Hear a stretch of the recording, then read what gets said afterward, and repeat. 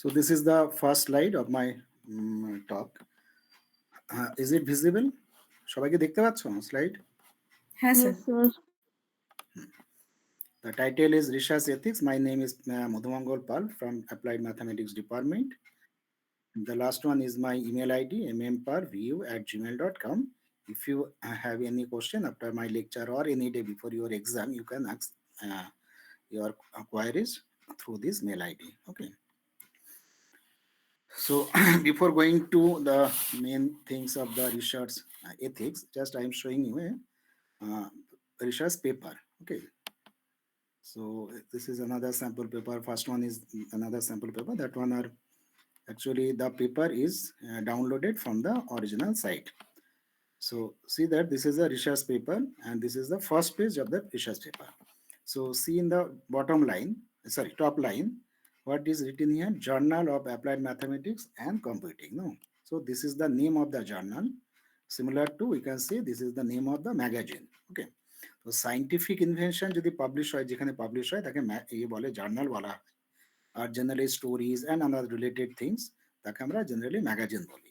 তাই না? এই যে দেশ পত্রিকা বলো, সেখানে খুব সুন্দর সুন্দর লেখা বেরোয়, তো কবিতা বেরোয়, তো সেটাকে ম্যাগাজিন বলা হয়। That one is not your invention, basically not your research type of things. তো জেনারেলি সেগুলোকে ম্যাগাজিন বলা হয়।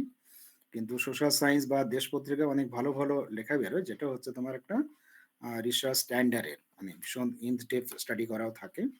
But generally, non-scientific article is published in the books which are called your magazine.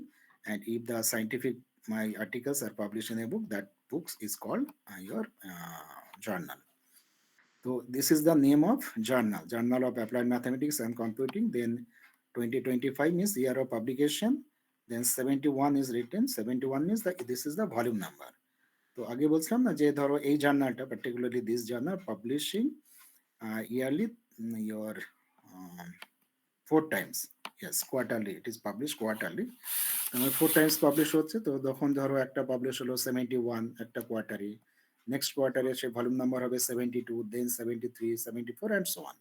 ওকে, সেটা হচ্ছে ধরো volume number. And the 2959 to 2982, this are the page number. 2959 is the starting page number of this article and 2982 is the end page number of this article. Okay, so this is the information regarding this paper.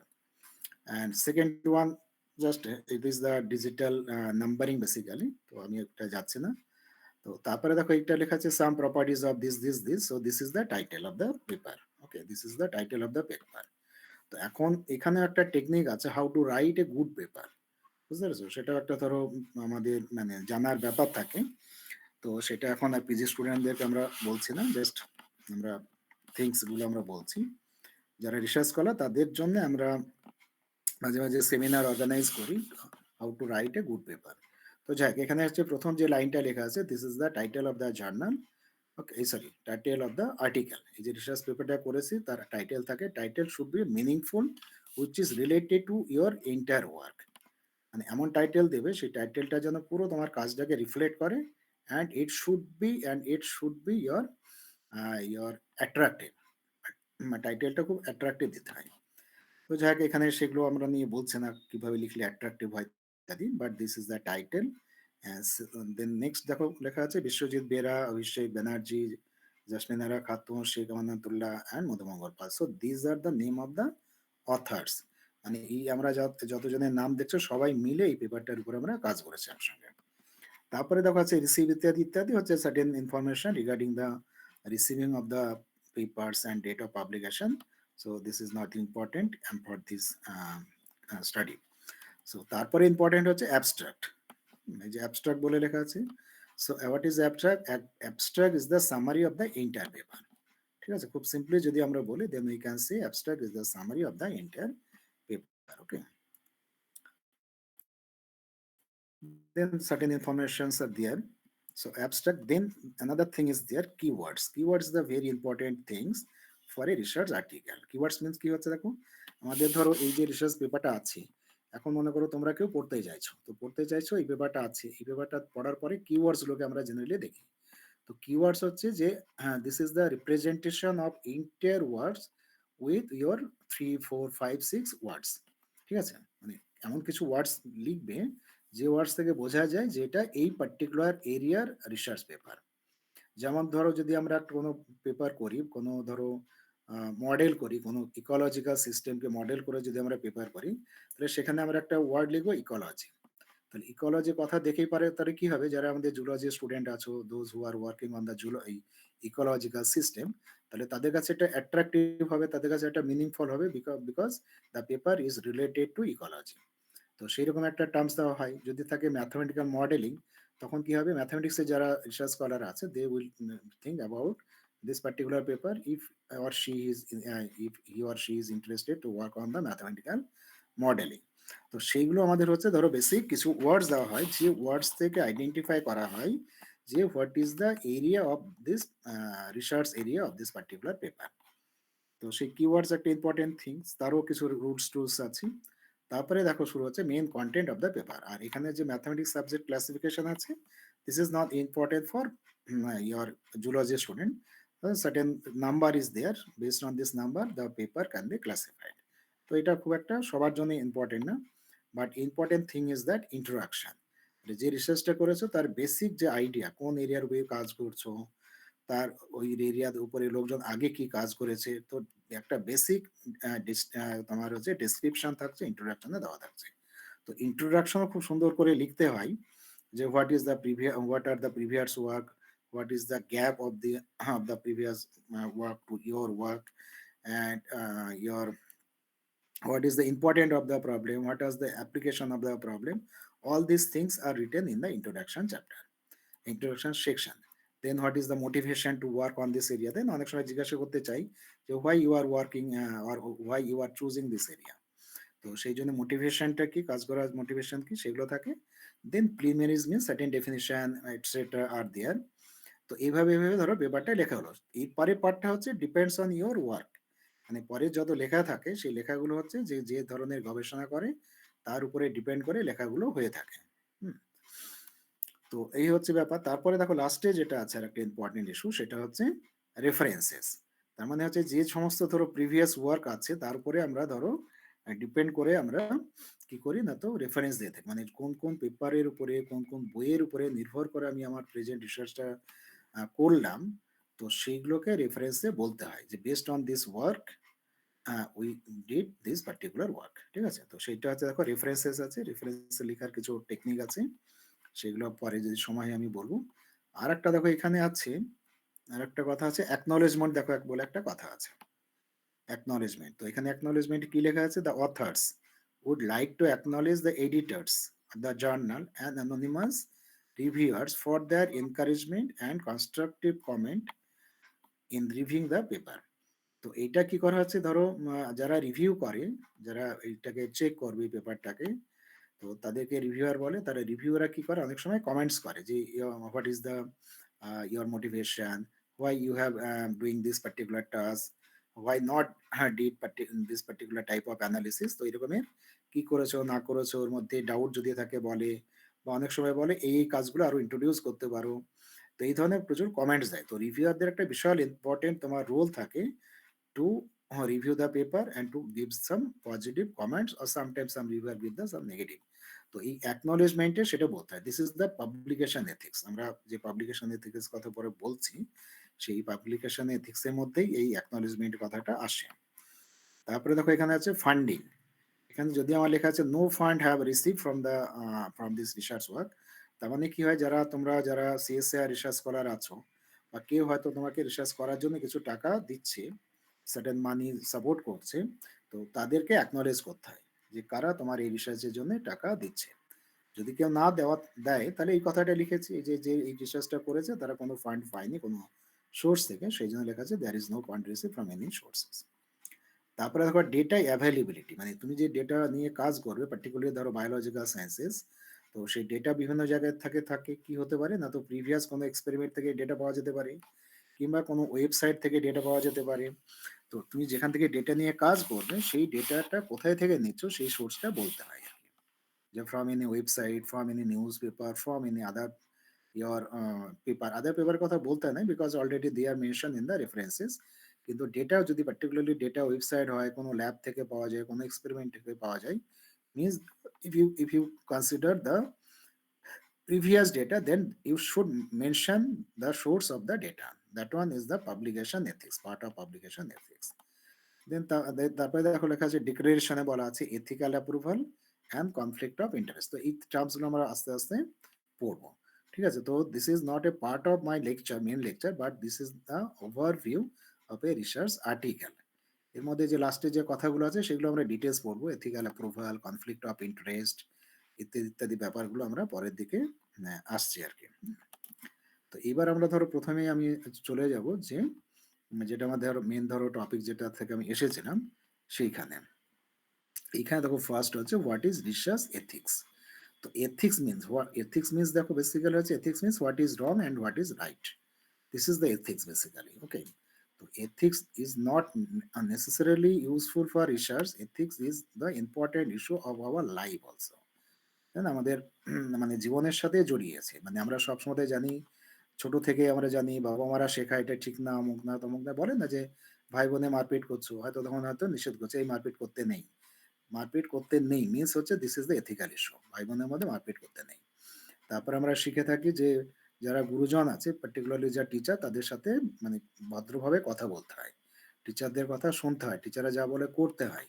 তো এই সমস্ত যে কথাগুলো আমরা শিখে আসি ছোট থেকেই, তো সেইগুলোকে বলা হচ্ছে এথিক্যাল থিংস, এথিক্যাল ইস্যুস। তার মানে after our born, after a basic knowledge, হ্যাঁ, we are habituated to maintain some ethical issues. Okay, তো সেই জন্য এথিক্স আমাদের লাইফে নতুন কিছু না, কিন্তু আমরা যেটা শিখবো সেটা হচ্ছে যে ethical issues related to research. তো সেকেন্ড প্যারায় দেখো লেখা আছে most often ethics refer to rules that are a guide to doing right things, although what the right thing is সেটা একটা important issue, remains relative to the context. তার মানে যে রাইট থিংকে আমরা বলছি এথিক্স, এবং right things means that one is your frame by some peoples. যেমন ধরো একটা এক্সাম্পল দিচ্ছি, তোমরা সবাই জানো, যেমন ধরো যদি আমরা এখানে যাই, মন্দিরে যদি যাই, যে কোনো মন্দিরে গেলেই হিন্দুরা আমরা কি করি, না তো সবাই জুতো খুলে মন্দিরে উঠি। আবার যদি তুমি ইয়েতে যাও, গির্জায় যদি যাও, তাহলে দেখা যাবে যে গির্জাতে সবাই জুতো পরেই গির্জাতে যাচ্ছে। তো তার মানে কি, দুটোই তো আমাদের হচ্ছে ধরো তোমার হচ্ছে ধর্মস্থান, তাই না? দুটোই তো একটা ইম্পর্টেন্ট ইস্যু। সবাই ধরো যারা খ্রিস্টান তারা গির্জায় গিয়ে প্রার্থনা করে, তাদের কাছে একটা অনেক বড় জায়গা, ভালো জায়গা। হিন্দুদের ক্ষেত্রে মন্দির হচ্ছে, টেম্পল হচ্ছে একটা ধরো বিশাল একটা জায়গা। সিমিলারলি মুসলিমদের জন্য মসজিদ হচ্ছে ইম্পর্টেন্ট জায়গা। তো বেসিক্যালি দেখো দুটো খুব কন্ট্রাস্টিং ব্যাপার, যে হিন্দুদের জুতো খুলে যেতেই হয়, জুতো পরে মন্দিরে যাওয়া যায় না। খ্রিস্টানদের ক্ষেত্রে কি হচ্ছে, just opposite, they are entering with shoe. তার মানে কি হচ্ছে, যে খ্রিস্টান সোসাইটি তাদের কাছে বলছে যে জুতো পরে যাওয়াটা রাইট। তার মানে তাদের কাছে জুতো পরে যাওয়া মানে গির্জায় যাওয়াটা হচ্ছে ethical issues, there is no year controversial or in other thing. But in our Hindus temple কি করতে হচ্ছে না, তো জুতো খুলে যেতে হচ্ছে। তো সেটা হচ্ছে আমাদের কাছে এথিক্স। তাহলে কি ফ্রেম করেছে, না তো আমাদের যারা হিন্দু ব্রাহ্মণস আর কি, from long time they are frame certain rules. তার মধ্যে একটা হচ্ছে জুতো পরে যাওয়া যাবে না। ঠিক আছে, তো এইটা হচ্ছে একটা সার্টেন রুলস তৈরি করে, যারা ধরো মেনটেন করে, যারা ব্যাপারগুলোকে কন্ট্রোল করে, they frame the such kind of rules. তাহলে সেই জন্য দেখো ফার্স্ট সেন্টেন্স বলা আছে most often ethics refers to rules. Certain rules থাকে, সেটাই আমরা মেনটেন করব, সেটাকে বলা আছে এথিক্যাল ইস্যুস। তো তারপর দেখো লাস্ট প্যারাগ্রাফে বলা আছে in consequences there are ethical norms to be followed at home. যে এথিক্স আমরা করি সেটা আমরা একদম বাড়িতেই আমরা ফলো করি, at home, at school, at work, or in society, or in place of worship. যে মন্দিরের কথা যেটা বললাম, এই মসজিদ বা আমাদের চার্চের কথা বললাম, তার মানে place of worship, or for that matter in a public place. Public place মানে কি, আমাদের যেমন সরকার বলেছে যে পাবলিক প্লেসে ধূমপান নিষেধ, তাই না? No smoking in a public place. তো সেটা গভর্নমেন্ট থেকে একটা রুলস ফ্রেম করেছে, তো সেটা হচ্ছে ethical issue. As well as স্মোকিংটা হচ্ছে তোমার, অ্যাজ ওয়েল অ্যাজ ওটা তো নন এথিক্যাল, প্লাস বলা হচ্ছে যে ওটা হচ্ছে ইলিগ্যাল অলসো। ঠিক আছে, যদি আমাদের কেউ ওপেন স্পেসে যদি সিগারেট ইয়ে করে, স্মোক করে থাকে, তাহলে তারা তারা কিন্তু পানিশমেন্ট পাবে। ট্রেনে বাসে এইরকম যদি করে তাহলে একটা পানিশমেন্টের ব্যাপার আছে। তো সেটা দেখো দুটো জিনিস। একটা এথিক্যাল জিনিস আরেকটা হচ্ছে লিগ্যাল জিনিস। Legal things and ethical things. Legally কিন্তু পানিশমেন্ট ক্লিয়ারলি মেনশন থাকে। আর এথিক্যাল এর মধ্যে অতটা পানিশমেন্ট পাবেই ব্যাপার নেই। কিন্তু মানে মনে হয় না যে মনে করো একটা ছোট্ট এক্সাম্পল দিচ্ছি। যদিও তোমরা ছোট মনে করো একটা মেয়ে যার বয়স হচ্ছে মনে করো হয়তো 21 ইয়ার্স ওল্ড। সেই মেয়েকে যদি ধরো 50 ইয়ার্স এর এজের কোনো মানে মেল যদি বিয়ে করে তাহলে কি দাঁড়াবে ব্যাপারটা? সেখানে দেখবে আমাদের দেশে আইন নেই। আমাদের বলছে যে মেয়েদের যদি এজ অ্যাবভ 80 হয় আর ছেলের এজ যদি অ্যাবভ 21 হয় দে ক্যান ম্যারি। কিন্তু যদি একটা 21 ইয়ার্স এজের একটা যদি 50 ইয়ার্স এর ম্যান যদি বিয়ে করে তার মানে সেটা কি হবে? সেটা হচ্ছে ইল্লিগাল না। Because there as is above the limited values but this is the non ethical issue. ঠিক আছে? তো এরকম ব্যাপার থাকে। তাহলে এই যে ethics, what is right, what is wrong সেটা আমরা একদম ঘরে থেকে শিখে থাকি, স্কুলে শিখে থাকি। তারপরে আমরা যে সমস্ত আমরা কাজ করি, যে সমস্ত জায়গায় আমরা তোমরা তো করছো না, আমরা চাকরি করছি সেখানে মেইনটেইন করতে হয় সার্টেন রুলস। সোসাইটির জন্য মেইনটেইন করতে হয়, মন্দিরে গিয়ে মেইনটেইন করতে হয় এবং হচ্ছে পাবলিক প্লেসে মেইনটেইন করতে হয়। তো সেগুলো মেনশন করা আছে। They may also be different for different sets of people who are viewing the same phenomena. তো এটা বলছে আবার সেই যে রুলস গুলো থাকছে, এথিক্যাল ইস্যুস গুলো থাকছে সেগুলো কিন্তু ডিফারেন্ট প্লেসের জন্য ডিফারেন্ট হতে পারে। যেমন ওই মন্দিরে জুতো পরে যাওয়া আর চার্চে তোমার জুতো পরে মন্দিরে জুতো না পরে যাওয়া আর চার্চে পরে যাওয়ার মধ্যে যে ডিফারেন্স সেটা depends on the community, depends on the place. একই জিনিস কিন্তু চেঞ্জ হয়ে যেতে পারে। না, rules regulation they are made by the certain people, certain group of peoples or certain single peoples. তো সেই জন্য ethical issues are develop by some peoples. ঠিক আছে, এইভাবে মনে রাখতে হবে। এবার দেখো আমরা যদি রিসার্চ এথিক্সে আসি, research ethics is a particular case. এমনি জেনারেল এথিক্স আমরা ছোট থেকে অলরেডি মেনটেন করি, বাট উই আর কামিং আর we are discussing regarding the research ethics. তার মানে আমরা যখন গবেষণা করব তার জন্য কি কি আমাদের রুলস রেগুলেশন আছে সেই সম্বন্ধে ব্যাপারে আমরা পড়বো। তো ফার্স্ট সেন্টেন্স দেখো বলা আছে research ethics refers to the set of moral principles, professional standard and guidelines that govern how research is conducted, published, supervised and disseminated. ঠিক আছে, তার মানে আমাদের সেট অফ রুলস থাকবে, সেই রুলস গুলোকে আমরা ক্লাসিফাই করছি সার্টেন মোরাল প্রিন্সিপালস, সার্টেন হচ্ছে professional standard and certain guidelines. তো আমাদের ইউনিভার্সিটিতে যখন ধরো তোমরা যারা রিসার্চ করার আছো তারা জানো যে রিসার্চ পেপার লিখতে গেলে কি কি রুলস রেগুলেশন আছে, তারপরে ইত্যাদি ইত্যাদি আছে। আমরা ডিটেলস একটা একটা করে আসবো। তো সেই সমস্তগুলো আছে। তার মধ্যে দেখো বলছে যে হাউ রিসার্চ ইজ কন্ডাক্টেড, মানে যে রুলস রেগুলেশন গুলো তৈরি করা হচ্ছে, যে রিসার্চ কিভাবে আমরা করব তার সার্টেন রুলস, কিভাবে রিসার্চ পেপার পাবলিশ করব তার রুলস, কিভাবে সুপারভাইজ করা হবে, মানে আমরা যে গাইড আমরা হই, তো গাইডদেরও কিছু মেনটেন থাকে, মানে কিছু রুলস রেগুলেশন মেনটেন করতে হয় for the students or for the instrument ইত্যাদি ইনস্টিটিউট। এবার দেখো এখানে লিখেছে যদিও in mathematics even though there are no experiments on human subject, ethical responsibility remains equal important in ensuring this one the following ones. তো এখানে দেখো যারা আমাদের জুলজি স্টুডেন্টরা আছো, তো তারা অনেক সময়তে কি করা হয় না, তো বায়োলজিক্যাল যে অ্যানিমালস এর উপরে এক্সপেরিমেন্ট করে, তাই না? এই যে ব্লাড আমরা যেটা বললাম না, যে ব্লাড কালেকশন করে আমরা হিমোগ্লোবিন মেজার করবো। তো এটা কি হচ্ছে, তাহলে আমরা কি করছি, research on the human body. তাহলে হিউম্যান বডির উপরে যদি তুমি রিসার্চ করো বা অন্যান্য যদি আমরা করি, যদি এই ধরনের হয় যে আমাদের যখন করোনা হলো, করোনার সময় তো আমাদের হলো না, আবিষ্কার করা হলো যে তোমার টিকা আবিষ্কার করা হলো যেগুলো। তো সেখানে কি করা হচ্ছে, যে কোনো ড্রাগ যখন ইনভেনশন হয়, যারা বায়োসায়েন্সের স্টুডেন্ট আছে ভালো বুঝবে, ড্রাগ ইনভেনশন হলে সেটা অ্যাপ্লাই করা হয় টু সাম পিপল। তো তাদের উপরে অ্যাপ্লাই করে যেটা দেখা হয় সেই ড্রাগটার কোনো সাইড এফেক্ট আছে কিনা, সেই ড্রাগটা যে পারপাসে ডিজাইন করা হচ্ছে কিনা, সেই পারপাসটা ফুলফিল করছে কিনা। তো তাদের জন্য ডিফারেন্ট টাইপ অফ স্টেপস থাকে।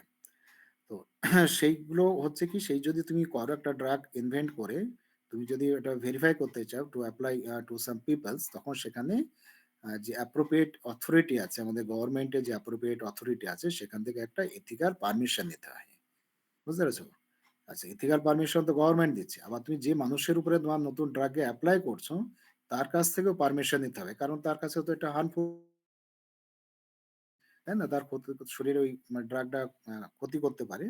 তো সেইগুলোকে বলা হচ্ছে তোমার হচ্ছে হিউম্যান এথিক্যাল কমিটি আছে বা অ্যানিমালস এথিক্যাল কমিটি আছে, বায়োডাইভার্সিটি এথিক্যাল কমিটি আছে, এরকম ডিফারেন্ট, ডিফারেন্ট কমিটি আছে।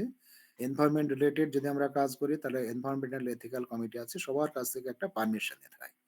তো সেটা হচ্ছে একটা তার মানে কি দাঁড়াচ্ছে? That one is the ethics. মানে after taking some permission, after or following certain guidelines for particular type of research, you should maintain some guidelines ওই যে লেখা আছে না বোল্ড করে গাইডলাইনস অ্যান্ড দ্য প্রিন্সিপালস এগুলোকে মেনটেন করতে হয়। ঠিক আছে? এবার দেখো কি, কি বলছে যে আমরা কি, কি রেসপন্সিবিলিটির মধ্যে কি, কি আসছে বলছে honest in experiment proof. Honesty থাকতে হবে। This is the main thing. The honesty should be there.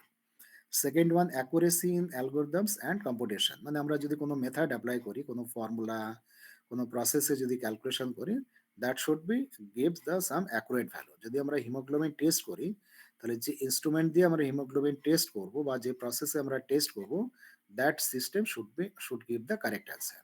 মানে এমন তুমি ধরো একটা ইনস্ট্রুমেন্ট নিলে সেটা হয়তো প্রপারলি মানে ভ্যালুস দেয় না, তুমি ব্লাড দিচ্ছ সেখান থেকে যে হিমোগ্লোবিন মেজার করছে সেটা হয়তো খারাপ ইনস্ট্রুমেন্ট।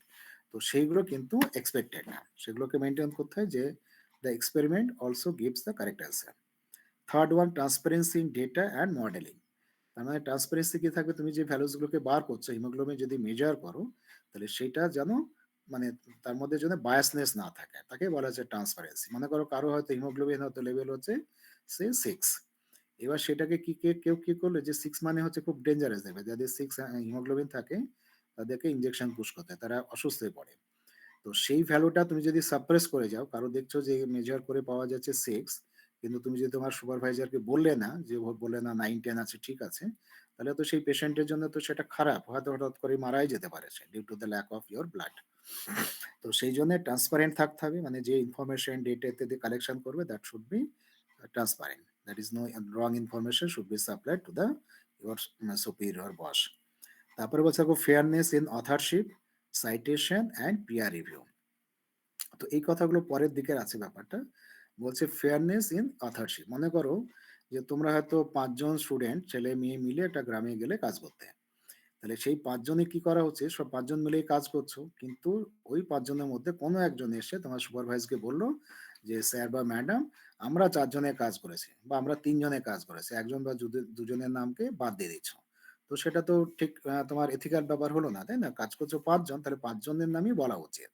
তার মানে এই যে ধরো তুমি যে সার্ভেটা করছো বা তুমি যে গবেষণা করবে সেখানে যতজন কাজ করবে তাদের সবারই একটা ডিমান্ড থাকবে যে you are the investigator for this particular type of research. ঠিক আছে? তো সেটা হচ্ছে ফেয়ারনেস ইন অথরশিপ বলা হয়। সাইটেশন পিয়ার রিভিউ আমরা পরে বলবো। তারপরে বলা আছে দেখো research ethics protects the integrity of scientific knowledge and ensure the research contributes meaningfully two society.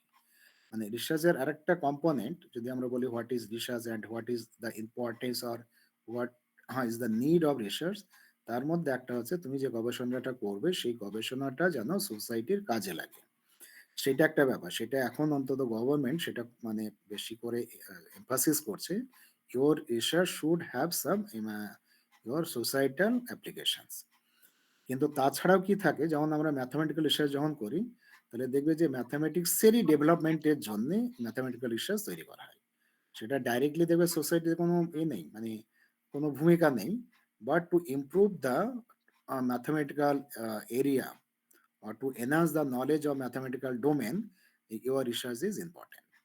বুঝতে পারছো? মানে ম্যাথামেটিক্যাল রিসার্চে ম্যাক্সিমামই যেটা দেখা যায় সেটাতে ডাইরেক্টলি সোসাইটিতে সেভাবে কাজে আসে না, কিন্তু যারা আমাদের ধরো জুলজি আছে বা বায়োলজি আছে তাদের রিসার্চ অনেক সময় ডাইরেক্টলি সোসাইটির কাজে আসে, বা পার্টিকুলারলি যারা সোশ্যাল সায়েন্সে কাজ করে বা related to social science their work are highly related to the society. তো সেটা একটা কোশ্চেন থাকে, what is the application of society of your research. তারপরে দেখো বলা আছে core principal of research ethic, মানে মেন প্রিন্সিপাল গুলো, মানে রিসার্চ এথিক্সের মেন প্রিন্সিপাল কি কি। তো ফার্স্ট হচ্ছে অনেস্টি, যেটা আমরা আগের টার্মেও বলেছি। দেখো বলা হচ্ছে যে অনেস্টি মিনস প্রেজেন্ট রেজাল্ট ট্রুথফুলি। তার মানে যে রেজাল্টটা তুমি পাবে এক্সপেরিমেন্ট করে হোক সার্ভে করে হোক that should be rightly mention. Okay, তুমি ভিলেজে গিয়ে যদি আমরা হিমোগ্লোবিন ক্যালকুলেশন করে আনি তাহলে কি করতে হবে, আমার যে বস থাকবে যে আমাকে পাঠাচ্ছে তাকে এক্সাক্ট রেজাল্টটা দিতে হবে। তারপরে বলছে যে report methods, algorithms and assumption clearly. তার মানে যখন তুমি রিসার্চ পেপারটা লিখবে, তখন তুমি কিভাবে কোন মেথডে তুমি মানে ধরো ব্লাডটা কালেক্ট করলে সেটা বলতে হবে। তারপরে কোন মেথড, অ্যালগরিদম মিনস তাতে মেথডস কোন মেথডে তুমি করেছো। এটা যেহেতু ধরো ব্রড বলা হচ্ছে, তো মানে পুরো আমরা যে লেকচারটা সেটা হচ্ছে সবার জন্য। সেই জন্য ধরো হচ্ছে যে কোন মেথডে রিপোর্ট প্রিপারেশন করছো, কোন মেথড তুমি অ্যাপ্লাই করছো টু ক্যালকুলেট সাম ভ্যালুজ, কি কি অ্যাজাম্পশন তুমি কনসিডার করেছো, এইগুলোকে ক্লিয়ারলি বলতে হয়। বলছে do not manipulate or omit inconvenient data. মানে ডেটা কালেকশন করে সেটা কখনোই ম্যানিপুলেট করবে না। তো সেটা হচ্ছে অনেস্ট। অনেস্ট মানে তো আমরা জানি যে যা যা পাচ্ছি সেটাই বলবো। তো সেটাই অনেস্টি। ম্যাক্সিমাম স্টুডেন্ট বা ম্যাক্সিমাম রিসার্চ স্কলাররা অনেস্টি থাকে। ছোটবেলায় অনেস্টি থাকে, বড় হলে তখন এটা সেটা করে করে ফেলে, সেটা আলাদা ইস্যু। সেকেন্ড ওয়ান বলছে দেখো respect for participants. Respect for participant তার মানে তোমার গ্রুপে যে গ্রুপ মিলিয়ে যদি কাজ করো, তো তাদের মধ্যে একটা আন্ডারস্ট্যান্ডিং থাকবে, একটা ইন্টিগ্রিটি থাকবে। তো বলা হচ্ছে দেখো researcher must prioritise the welfare, dignity and rights for research participants. তো তার মানে যে গ্রুপ নিয়ে আমরা কাজ করি তাদের মধ্যে একটা ওয়েলফেয়ার ব্যাপার থাকবে, একটা ডিগনিটি থাকবে, রাইট অফ রিসার্চ পার্টিসিপেন্টস। বলছে দিস ইনক্লুডস, মানে এটা মানে কি আরো যদি আমরা ভাবি, বলছে this includes obtaining inform consent, মানে সবার জন্য একটা মত থাকে, protecting confidentiality and minimizing any potential harms or risk to participants. তার মানে দেখো যে প্রোটেক্টিং কনফিডেন্সিয়ালি মানে কি, যে মনে করো তোমাদের কোনো ল্যাবে তোমার স্যার একটা রিসার্চ প্রবলেম দিচ্ছে, তাহলে সেই রিসার্চ প্রবলেমটা তুমি যখন সলভ করবে, যে একজন দুজন পাঁচজন যতজনই করো না কেন, যতক্ষণ না কমপ্লিট হচ্ছে তোমার রিসার্চ, যতক্ষণ না তোমার পেপারটা পাবলিশড হচ্ছে, ততক্ষণ সেই রিসার্চে কি করছো না করছো, তার ডেটা কিভাবে কালেকশন করছো, কি ধরনের রেজাল্ট পাচ্ছ, কাউকে বলতে নেই।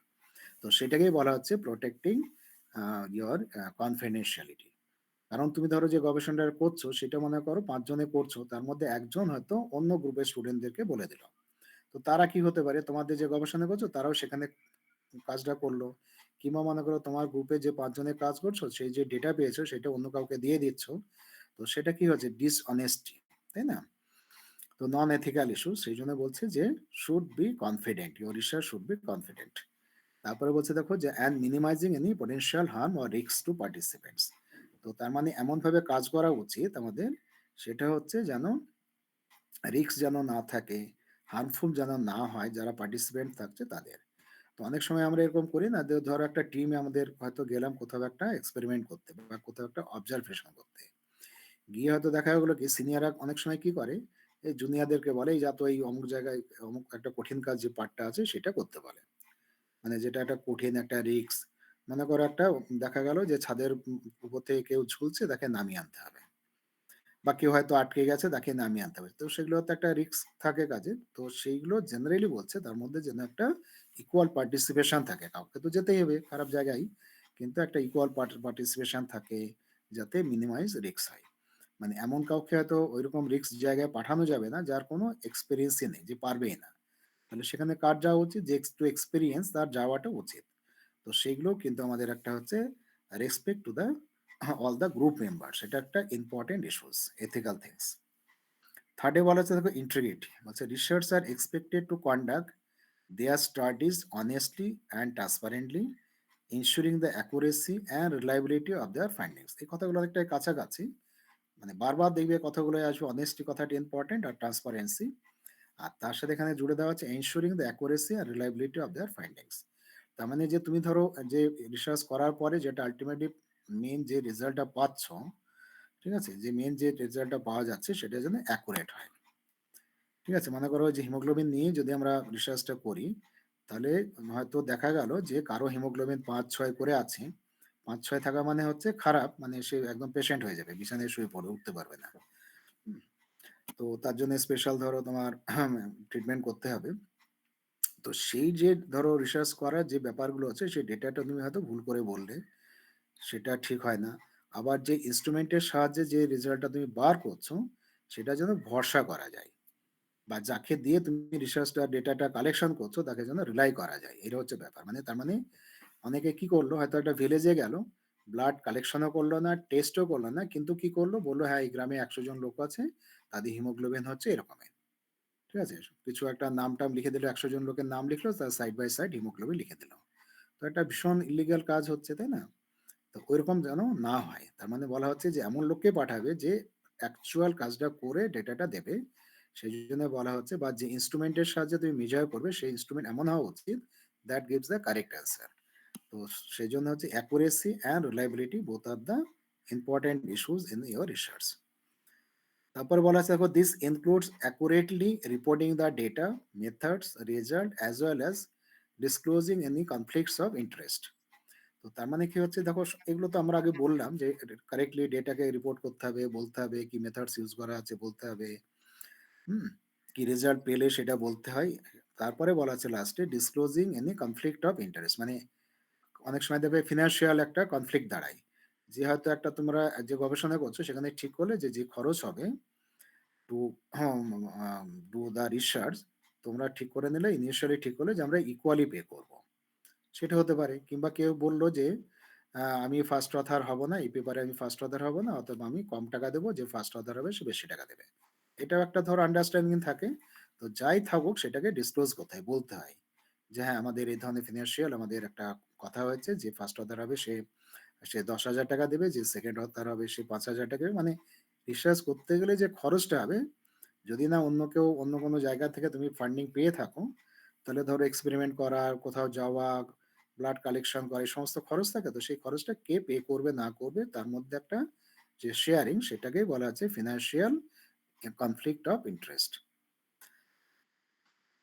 এরপরে দেখো ৪ নম্বরে বলা হচ্ছে কমপ্লায়েন্সেস উইথ রেগুলেশন। এবার তো আমরা গবেষণা ইন্ডিপেন্ডেন্টলি করে ফেললাম। এবার বলছে researchers are required to adhere the relevant laws, regulation and institutional policies which are design for the research. তো সেইগুলো আমরা ফলো করছি কিনা সেটাও দেখতে হবে। মানে আমাদের ইনস্টিটিউটে কি ধরনের নিয়ম কানুন আছে সেটা ফলো করে রিসার্চ করতে হবে।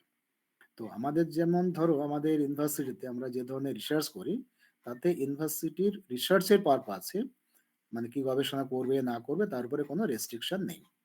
কিন্তু মনে করো এরকমের আছে, আমার এক বন্ধু ধরো আগে ছিল ইসরোতে ছিল, Indian space science space research organisation.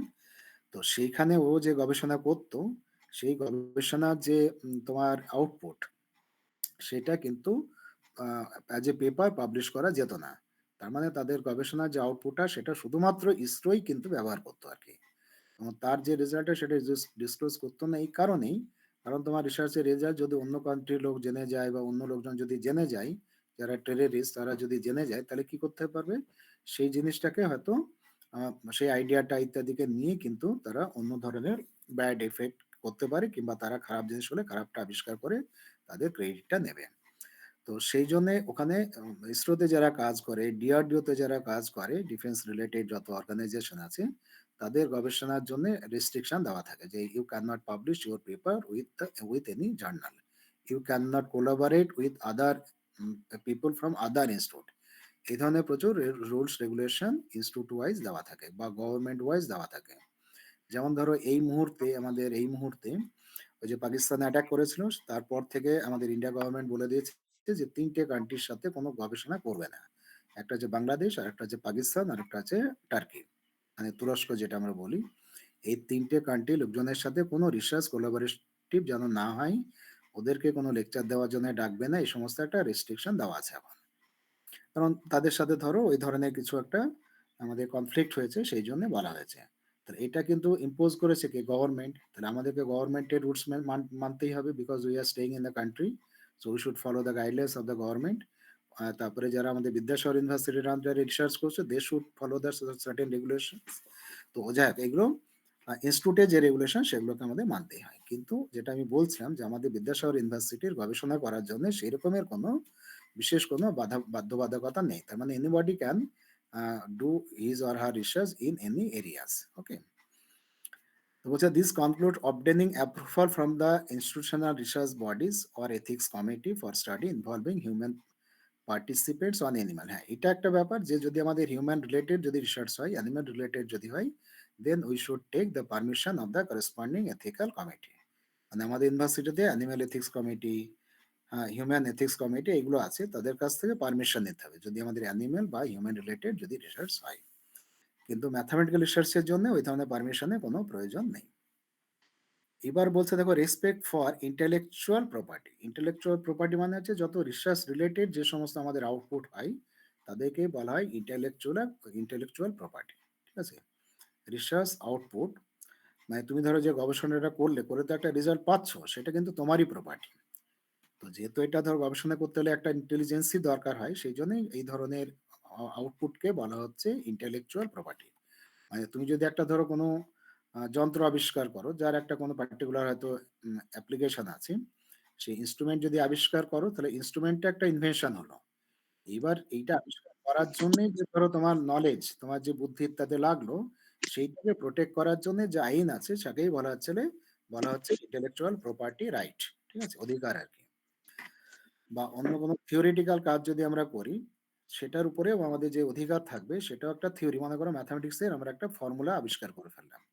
যেটা খুব গুরুত্বপূর্ণ কোনো পারপাসে।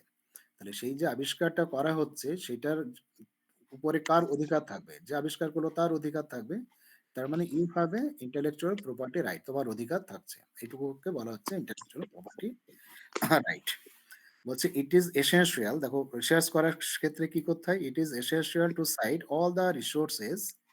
all the sources correctly, including theorems, definition, ideas, to maintain academic integrity and give proper credit to the original contributors. মানে আমি যেটা বললাম এক ধরনের, আরেকটা যেটা বলছি সেটা হচ্ছে একটা রিসার্চ পেপার যখন আমরা করি বা গবেষণা যখন করি, তখন তো আমরা অন্য কিছু বই পড়াশোনা করি, অন্যান্য যারা রিসার্চ করেছে সেই সমস্ত পেপারগুলো পড়ি, গুগলে সার্চ করে আমরা ইনফরমেশন কালেক্ট করি যে কি কি কাজ করা আছে ওই রিলেটেড রিসার্চের উপরে। বা আমাদের গাইড কি করে, গাইড আমাদেরকে গাইড করে যে এই ধরনের কাজ করতে হবে, এইটা করা যাবে না। তো এই যে যত লোকজন ইনভলভ থাকে, যত research paper, Google, news paper, television, যেখান থেকে তুমি হেল্প পেয়েছো ওই পার্টিকুলার রিসার্চ করার জন্য, তাদেরকে প্রপারলি ওই যে রেফারেন্স লিস্ট দেখালাম সেখানে মেনশন করতে হয়। তো সেটাকেই বলা হচ্ছে রেসপেক্ট, কথাটা বলা হচ্ছে রেসপেক্ট ফর ইন্টেলেকচুয়াল প্রপার্টি। তার মানে তোমার গাইড যে তোমাকে সাজেশন দিচ্ছে, ডিরেকশন দিচ্ছে, দ্যাট শুড বি অ্যাকনলেজড। ঠিক আছে? তো এগুলো থাকছে। বলছে one must not use others concept without obtaining permission or proving appropriate acknowledgement. মনে করো তুমি কোনো কনফারেন্সে গেছো বা কোনো হয়তো ক্যান্টিনে গিয়ে চা খাচ্ছো। খেয়ে দেখা যাচ্ছে পাশে ২-৩ জন বন্ধু তারা কি গবেষণা করছে সেটা তুমি শুনে নিলে। ঠিক আছে? শোনা হলো। এবার তুমি কি করলে সেই আইডিয়াটা তুমি তোমার গবেষণাতে লাগিয়ে দিচ্ছ। ঠিক আছে? মানে সে জানতেও পারছে না হয়তো তোমার গবেষণায় লাগিয়ে দিচ্ছে। তো তার মানে কি হচ্ছে? হ্যাঁ, you are incorporating the idea from the other persons. তো তুমি যদি সেখানে acknowledge করে দাও যে হ্যাঁ, আমি আইডিয়াটা ওর কাছ থেকে পেয়েছি, তো সেটা হচ্ছে একটা অনেস্টির মধ্যে থাকে বা রেসপেক্ট করার কথা বলা হচ্ছে। তো সেইগুলো আমাদের হচ্ছে respect for intellectual property. So this are the core principal of research ethics. আরেকটা আছে দেখো লাস্ট ডেটটা, হ্যাঁ, একটা ভুলে গেছিলাম বলতে। আর কার আওয়াজ হচ্ছে গো? কার অডিও অন আছে ওটা করো, মিউট করো। হ্যাঁ, লাস্ট হচ্ছে দেখো রেসপন্সিবল অথরশিপ। এটা খুব ইম্পর্টেন্ট। এটা নিয়ে বেশি আমাদের অনেক সময় গন্ডগোল হয়। যার জন্য এই রিসার্চ এথিক্সকে এখন পড়াতে হচ্ছে। আমরা যখন রিসার্চ করেছি রিসার্চ এথিক্স পড়াতেই হতো না। But recently the India government or our state government, our university are imposing some ethical issues. Okay? মানে কিছু গন্ডগোল হচ্ছে বলে তো কিছু রুলস রেগুলেশন আবার ফ্রেম করতে হয়েছে। তো one of the most important ethical issues is the authorship. তো এখানে দেখো মানে ডিফারেন্ট টাইপের ব্যাপার দাঁড়ায় যারা রিসার্চ করবে আস্তে আস্তে। বলছে only individual who make substantial contribution to the work should be listed as authors. মানে যে কাজের জন্য যারা মিলে কাজ করছে, সেটা একজন হতে পারে, দুজন হতে পারে, ৫ জন হতে পারে। যতজনই কাজ করুক বা আরো বেশি হতে পারে, যতজনই কাজ করুক প্রত্যেকেই কিন্তু ওই রিসার্চ যে আ ধরো তোমার গবেষণা যেটা হচ্ছে প্রত্যেকেই তার হচ্ছে কন্ট্রিবিউটর। তাদেরকে যেন যখন পেপার হিসাবে লেখা হবে তাদের সবার যেন নাম থাকে। সেটা হচ্ছে ইম্পোর্টেন্ট। তারপরে বলছে assuring that authorship reflects genuine scholarly input. সেখানে যারা সেটা আমাদের গ্যারান্টি করতে হবে যেন তার একটা ইম্পোর্টেন্ট যেন ইনপুট থাকে। একটা গ্রুপে কাজ করছি, ৪ জন কাজ করছে, ১ জন করছে না। সেও যেমন অথর হওয়াটা ঠিক না, তেমনি একজনের নাম বাদ দিয়ে দেওয়াটাও ঠিক না। তো সেটা ইম্পর্টেন্ট। বলছে supervisor or senior researcher must not demand authorship without meaningful contribution. এইটা অনেক সময় হয় যে দেখা যায় যে সুপারভাইজার হয়তো তোমার রিসার্চ কন্ট্রিবিউশনের জন্য কিছু হেল্প করলো না, কিংবা কেউ সিনিয়র তোমার ল্যাবের আছে বা তোমার পরিচিত আছে, সে হয়তো কিছু হেল্প করলো না, অথচ সে ডিমান্ড করছে যে আমাকে অথার করো আর কি। ঠিক আছে? সেটা খুব একটা এথিক্যাল ইস্যু না। কিন্তু অনেক সময় হয় যে রিসার্চ স্কলাররা মেইন কন্ট্রিবিউশন করে, গাইডরা ডিরেকশন দেয় যে এই করো, সেই করো। এই যে ডিরেকশন দেওয়া হচ্ছে যে which one is wrong, which one is right, you do in this particular direction or you don't do this type of experiment, গাইডে এরকম সুপারভাইজ করে, মানে ডিরেকশন দেয়। অ্যাকচুয়াল ক্যালকুলেশন, ডেটা কালেকশন এগুলো তো আর গাইড করতে পারবে না, সেগুলো রিসার্চ স্কলারকেই করতে হয়। But the guide should give some direction. তো সেই জন্য যদি কিছু না করে, কিছু হেল্প করছে না তোমাকে গাইড আর কোনো মানে আনাদার সিনিয়র, তাহলে তার নামটা দেওয়াটা হচ্ছে নন এথিক্যাল ব্যাপার।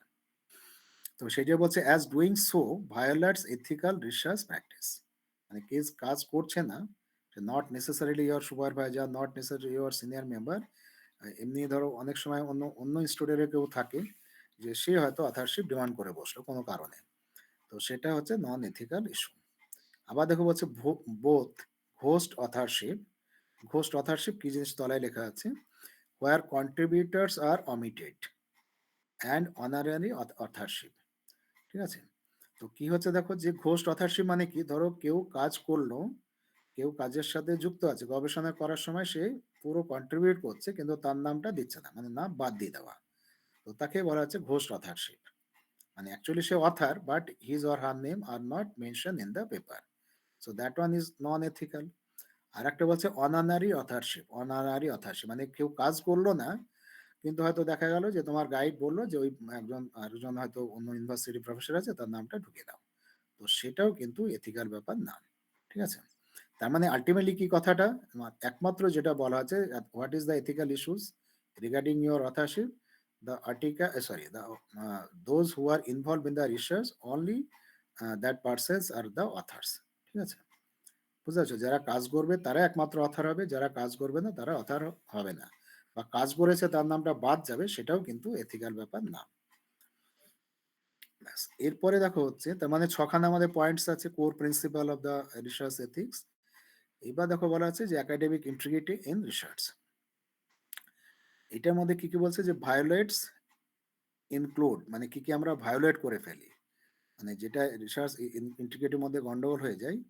বলছে প্লাগারাইজিং প্রুফস অর অ্যালগরিদমস, মানে আমরা যে ধরো কোনো একটা ধরো প্রুভ করছি, কোনো একটা ধরো রেজাল্টকে আমরা প্রমাণ করছি by experiment or by theoretical proofs or by some competitions, তো সেটা আমাদের হচ্ছে যদি এরার থেকে থাকে বা চুরি করা যদি থাকে, প্লাগারাইজিং মিনস ধরো চুরি করা, সোজা বাংলায় যদি বলি তাহলে হচ্ছে কোথাও থেকে একটা প্রুফ বা কোথাও থেকে একটা আমরা মেথডস আবিষ্কার করে আমার নিজের বলে চালিয়ে দেওয়া, সেটা হচ্ছে ভায়োলেটস দ্য রিসার্চ ইন্টিগ্রিটি। তারপরে বলছে যে copyright parts of A thesis or paper without reference, মনে করো তুমি একটা কোনো পেপার থেকে তুমি ধরো কিছুটা পেপারটা লেখার জন্য বা কিছু আইডিয়া বা কিছু ডেফিনেশন কিছু টার্মোলজি জানলে, সেটা তুমি যদি মেনশন তোমার পেপারে যদি না করো, সেটা হচ্ছে violates of the integration of the research.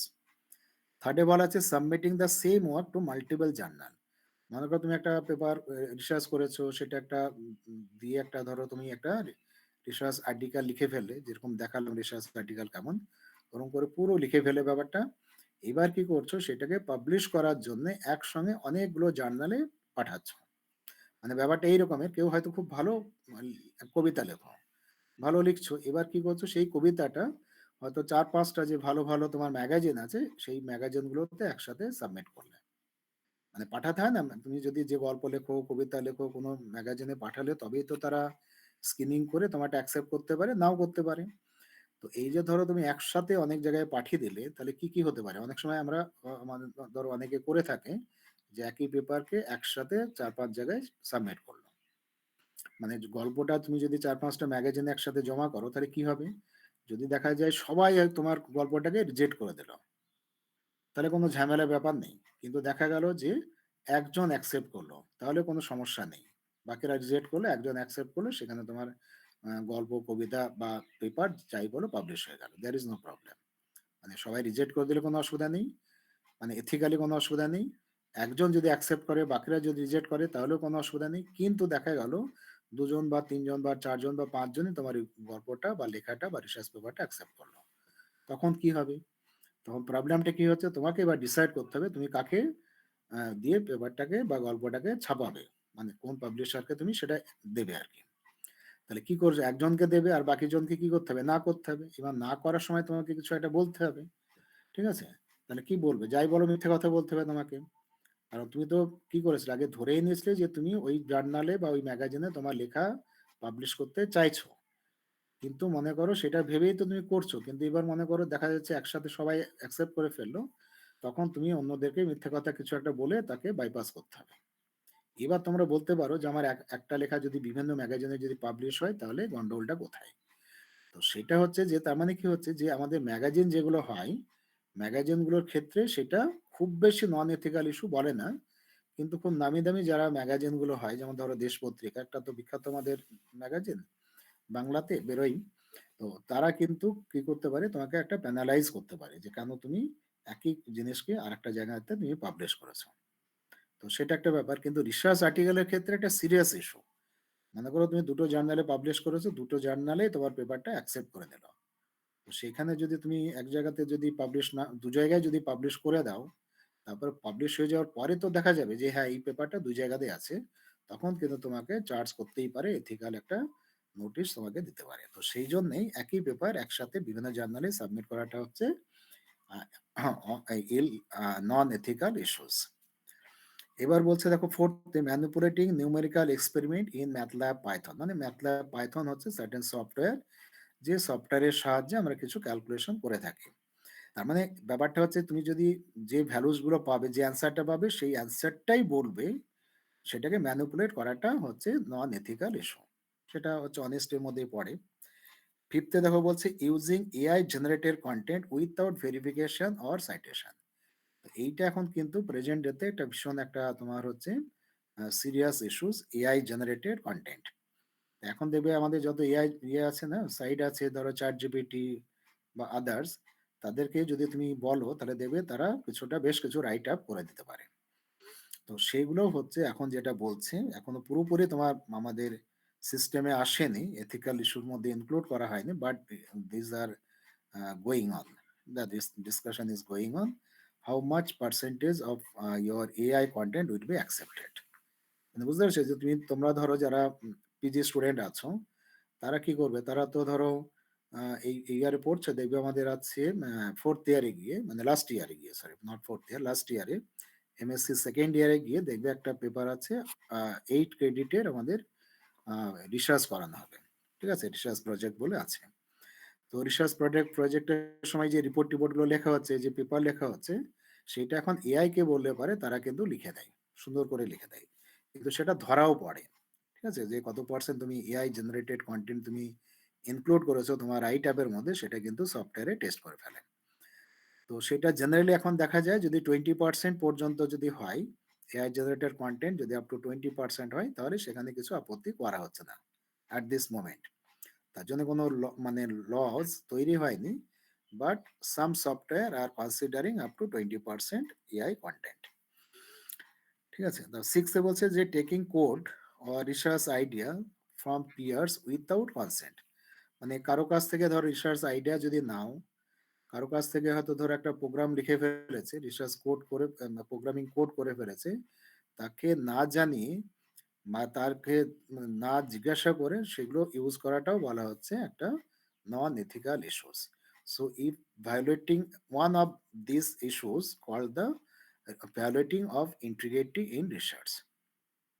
ঠিক আছে, মানে কোনো একটা এই ছটার মধ্যে কোনো একটা যদি ভায়োলেট করে করো একের চেয়ে এক বা একের চেয়ে বেশি, তখন আমরা বলবো যে এথিক্যাল যে ইস্যুসগুলো থাকছে সেগুলো সেটাকে আমরা ভায়োলেট করছি, এবং that are reduce the integrity in research. Okay, তো লাস্টে বলা আছে maintaining academic integrity is the hallmark of the true scholar. মানে আমাদের কি করতে হবে, ছটাই আমাদের মেনটেন করতে হবে, সেটা আমাদের কাছে মনে রাখতে হবে যে ছটা কন্ডিশনই এখানে বা ছটা ক্রাইটেরিয়া বা ছটা ইস্যুস বলা আছে, all should be maintain properly. এবার দেখো এখানে ছোট্ট করে আমি একটু লিখেছি যে ethical use of AI in research. মানে এআই ইউজ করে যদি আমরা আমাদের ধরো এক্সপেরিমেন্টাল ডেটা যদি জেনারেট করি, বা আমাদের ধরো কনক্লুশন যদি জেনারেট করি, বা পেপারটাকে পুরোটা লিখেই ফেললাম, তার মধ্যে আমাদের কি কি এথিক্যাল ব্যাপারগুলো আছে। বলছে as student increasingly use AI tools, it is essential to follow ethical guidelines to maintain academic integrity. তো এখন দিন দিন যেহেতু এআই এআই আমরা শুনছি, তো আমরাও বেশি পরিমাণে এআই কে ব্যবহার করার চেষ্টা করছি। কিন্তু বলছে যে ইউজ করতে পারো, there is no problem, but you should follow certain your guidelines. ঠিক আছে? তো বলছে যে AI generated content should never be presented as original. দেখো এখানে খুব ক্লিয়ারলি বলা আছে যে এআই জেনারেটেড যে তুমি রেজাল্ট গুলো পাচ্ছ, সেটাকে অরিজিনাল হিসাবে তুমি ক্লেম করতে পারো না, বা ক্লেম করাটা উচিত না। And all outputs such as proofs, algorithms, graphs মানে ফিগার আর কি, ডায়াগ্রাম যেগুলো বলছি, must be independently verified for accuracy. এটাও তোমরা জানো যে চ্যাট জিপিটি যে এআই টুলস আছে, অনেক এআই টুলস কিন্তু রং তোমার দেয়, মানে অ্যান্সার দেয়। মানে আমি কিছুদিন আগে একটা অঙ্ক আমি করছিলাম, সেই অঙ্কটা করার সময় ঠিক আইডিয়াটা পাচ্ছিলাম না, ইনিশিয়াল আইডিয়াটা কি হবে সেটা ঠিকঠাক হচ্ছিল না। তো আমার মনে হলো দেখি তো চ্যাট জিপিটি অঙ্কটা করে দিতে পারে কিনা। তো চ্যাট জিপিটি অঙ্কটাকে যখন দিলাম, সে কিন্তু করে ফেললো। ঠিক আছে? যে জায়গাটা একটা ডিফিকাল্ট জায়গা ছিল, সেই জায়গাটা কিন্তু কারেক্টলি সলভ করে ফেললো। কিন্তু কি হলো, লাস্টের দিকে দেখা গেল যে দুটো টার্মস আছে, সে দুটো টার্মে যোগ করতে গিয়ে ভুল করে দিল। মানে যেটা সবাই পারবে করতে, সেটাই দেখলাম ভুল করলো। কিন্তু যেটা টাফ স্টেপ ছিল, কমপ্লিকেটেড স্টেপ ছিল, দ্যাট স্টেপ ইজ মানে ভেরি নাইসলি ওভারকাম। তো সেটাও হয়, চ্যাট জিপিটি কিন্তু কম্পিউটেশনাল ক্যালকুলেশন বেস যদি থাকে, ম্যাথামেটিক্যাল যদি থাকে, দেখা যায় যে ভুল আনসার অনেক সময়তে দিয়ে থাকে। তো সেটা তো চ্যাট জিপিটি প্রবলেম। তো সেই জন্যই বলছে চ্যাট জিপিটি বা এআই টুল যে রেজাল্ট গুলো দেবে, সেগুলো একবার আমাদের ভালো করে দেখতে হবে, independently verified for accuracy. When AI assistant makes a significant contribution, it should be properly cited. হ্যাঁ, এবার এখানে আবার বলছে তুমি যদি এআই নিয়ে যদি এআই টুলস ইউজ করে তুমি যদি তোমার গবেষণা করো, তুমি যদি পেপার রাইট করো, তাহলে সেটাকে প্রপারলি বলতে হবে যে I have use the this particular AI tools to write the paper or to invent this particular data or table or figure, সেটাকে বলছে সাইট করতে। Most importantly, students should not rely on AI bypass genuine learning or understanding. মানে স্টুডেন্টকে বলছে যে AI কে তুমি যত পারবে বাইপাস করারই চেষ্টা করা উচিত। কারণ হচ্ছে তোমার নিজস্ব তো যে ইন্ডিপেন্ডেন্ট যে থিঙ্কিং, নিজস্ব যে তোমার genuinity about the knowledge, about your expertise, সেগুলো কিন্তু লস হয়ে যাবে। মানে আমরা যদি সবসময় এআই ইউজ করে ফেলি, তাহলে কি হবে, এআই ইউজ করলে পরে দেখবে নিজের যে অরিজিনাল যে তোমার থিঙ্কিং ক্যাপাবিলিটি, তারপরে তোমার যে ইন্টেলিজেন্সি, সেইগুলো কিন্তু আস্তে আস্তে কিন্তু লস হয়ে যাবে। তোমার ভাবনা তখন কি হবে, আরে আমার এত চিন্তা ভাবনা করার কি আছে, এআই কে বলবো আমাকে অ্যান্সার দিয়ে দেবে। আমার যা যা টেবিল রেডি করতে চাই, ফিগার রাখতে চাই, সব এআই দিয়ে দেবে। মানে নিজের যে ইন্টেলেক্ট ইন্টেলিজেন্সি বা নিজের যে মানে হার্ড ওয়ার্কিং যে ক্যাপাবিলিটি, সেগুলো কিন্তু আস্তে আস্তে তোমার কমে যাবে। সেটা কিন্তু একটা serious issue to use the AI tools. মানে এআই আমাদেরকে সুবিধা করে দিচ্ছে ঠিকই, কিন্তু যদি অনেক বেশি পরিমাণে আমরা ডিপেন্ড করে ফেলি, তাহলে নিজেদের যে ইন্টেলেক্ট